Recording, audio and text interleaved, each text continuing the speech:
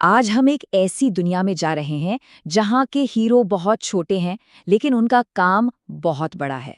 हम बात कर रहे हैं मध्य भारत के विदर्भ की, जहां एक नन्ही सी मधुमक्खी खेती को लेकर हमारी पूरी सोच को बदल रही है। सोचिए जरा, क्या ऐसा हो सकता है? हम तो मधुमक्खियों को शहद और उनके डंक के लिए ही जानते हैं, लेकिन क्या हो अगर खेती के लिए सबसे जरूरी मधुमक्खियों में से एक के पास डंक ही ना हो? चलिए इसी सवाल का जवाब ढूंढते हैं। तो ये है हमारी कहानी के मेन कैरेक्टर्स, स्टिंगलेस बीज यानी डंक रहित मधुमक्खियां। हमारा फोकस रहेगा भारत के विदर्भ इलाके पर, जहां ये छोटे छोटे जीव खेती और बायोडाइवर्सिटी पर बहुत बड़ा असर डाल रहे हैं। ये सिर्फ कोई आम कीड़े नहीं है, महाराष्ट्र में ये तो पूरे इकोसिस्टम की जान है। जैसा कि हम आगे देखेंगे, इनकी मौजूदगी का सीधा कनेक्शन है फसलों की पैदावार और वहां के पेड़ पौधों की सेहत से। अब हमारी कहानी में एक बहुत ही मजेदार मोड़ आता है, एक ऐसी खोज जिसकी किसी ने उम्मीद भी नहीं की थी। कभी-कभी सबसे बड़ी चीजें सबसे छोटी जगहों पर छिपी होती हैं, और विदर्भ में साइंटिस्ट को कुछ ऐसा ही मिला। तो हुआ ये कि 2019 में नागपुर में एक छोटा सा नर सैंपल मिला। 3 साल की कड़ी रिसर्च और जांच पड़ताल के बाद 2022 में जाके ये कंफर्म हुआ कि अरे, ये तो विज्ञान के लिए एक बिल्कुल नई स्पीशीज है। ये खोज बताती है कि ये इलाका इकोलॉजी के लिहाज से कितना ज्यादा जरूरी है। सिर्फ 4.19 मिलीमीटर्स, सोचिए ये कितना छोटा है ना। लेकिन जैसा कहते हैं, साइज से फर्क नहीं पड़ता, काम से पड़ता है। और यही वो स्केल है जिस पर हम आज बात कर रहे हैं। ठीक है, एक छोटी सी मधुमक्खी मिल गई, लेकिन रिसर्चर्स को ये कैसे पता चला कि ये कुछ नया है? आखिर क्या चीज थी जो इसे बाकी मधुमक्खियों से अलग बनाती है? वैज्ञानिकों ने जासूसों की तरह छोटे छोटे क्लूज ढूंढे, जैसे कि इस मधुमक्खी के शरीर पर सफेद बालों की खास तरह की धारियां थीं, इसके मुंह का जो हिस्सा था वो 2 रंगों का था, और जब इसे माइक्रोस्कोप के नीचे देखा गया तो इसकी बनावट किसी भी दूसरी प्रजाति से मैच ही नहीं हुई। यही छोटी छोटी डिटेल्स एक नई स्पीशीज को डिफाइन करती हैं। और तब इस नई प्रजाति को एक नाम दिया गया, टेट्रागोनोला आशीषी। इस एक खोज से भारत में डंक रहित मधुमक्खियों की गिनती बढ़कर 22 हो गई है। ये हमें याद दिलाता है कि हमारे आसपास अभी भी कितनी बायोडाइवर्सिटी है जिसे खोजना बाकी है। चलिए अब इस नई खोज से आगे बढ़कर उस प्रजाति की बात करते हैं जो पहले से ही वहां बहुत कॉमन है और एक बहुत बड़ा असर डाल रही है, टेट्रागोनोला इरिडिफेनिस। ये वो मधुमक्खी है जो विदर्भ और उसके आसपास के किसानों के लिए एक असली सहयोगी साबित हो रही है। जरा इन आंकड़ों पर नजर डालिए, ये सच में कमाल है। प्याज के बीजों की खेती में जिन खेतों में ये डंक रहित मधुमक्खियां थीं, वहां की पैदावार उन खेतों के मुकाबले कहीं ज्यादा थी जहां ये नहीं थीं। कितनी ज्यादा? चलिए अगली स्लाइड में देखते हैं। पूरे 36% की बढ़ोतरी। खेती में इस तरह का उछाल एक गेम चेंजर हो सकता है, और ये सब कमाल है इन छोटे छोटे परागणकर्ताओं का। और ऐसा नहीं है कि इन्हें सिर्फ प्याज पसंद है, इनका मेन्यू तो बहुत लंबा चौड़ा है। स्टडीज से पता चलता है कि ये 92 से भी ज्यादा अलग अलग तरह के पौधों से पराग और रस इकट्ठा करती हैं। इसमें फलों, सब्जियों की फसलें, खेती की फसलें, जंगली पौधे और यहाँ तक कि सजावटी फूल भी शामिल हैं।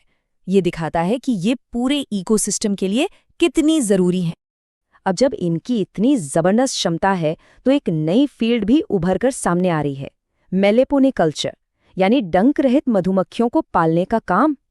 और ये सिर्फ पॉलिनेशन के बारे में नहीं है, ये उन खास प्रोडक्ट्स के बारे में भी है जो ये मधुमक्खियां बनाती हैं। जरा डंक रहित मधुमक्खी के शहद की तुलना नॉर्मल शहद से कीजिए। कीमत में जमीन आसमान का फर्क देखिए। नॉर्मल शहद के लिए लगभग 400 रुपए प्रति किलो के मुकाबले इनका शहद 2000 से 3500 रुपए तक। ऐसा क्यों है, जबकि ये शहद बनाती भी बहुत कम है, एक छत्ते से सिर्फ कुछ 100 ग्राम? इसका जवाब है इसके औषधीय गुणों में। इस शहद को अक्सर सुपर हनी कहा जाता है।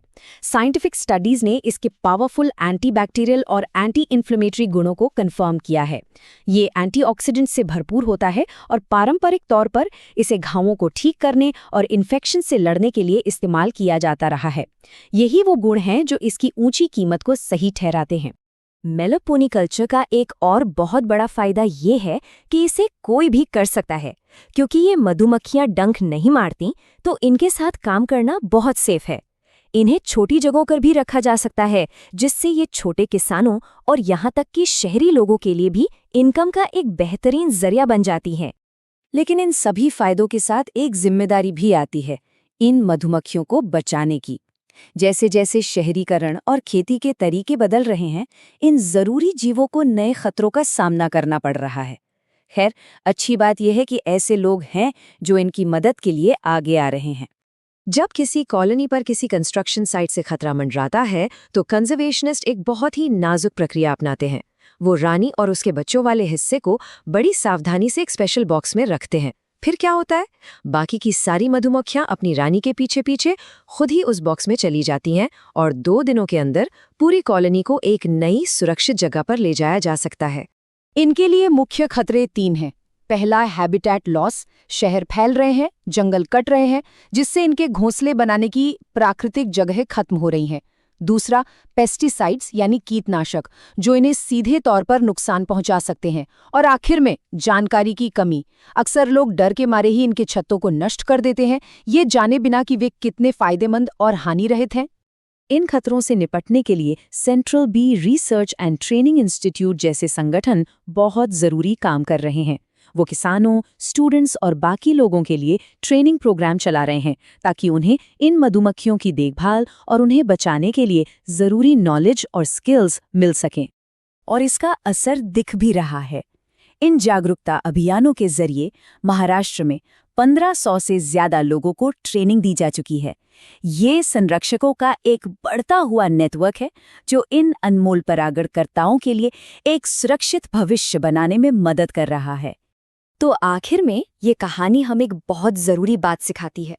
विदर्भ की छोटी डंक रहित मधुमक्खी हमें याद दिलाती है कि हमारे इकोसिस्टम में सबसे छोटे खिलाड़ी भी सबसे ज्यादा जरूरी हो सकते हैं। ये हमें सोचने पर मजबूर करती है कि हमारे आसपास ऐसे और कितने छिपे हुए खजाने हैं जिन्हें हम अक्सर नजरअंदाज कर देते हैं, पर जो दुनिया का संतुलन बनाए हुए हैं।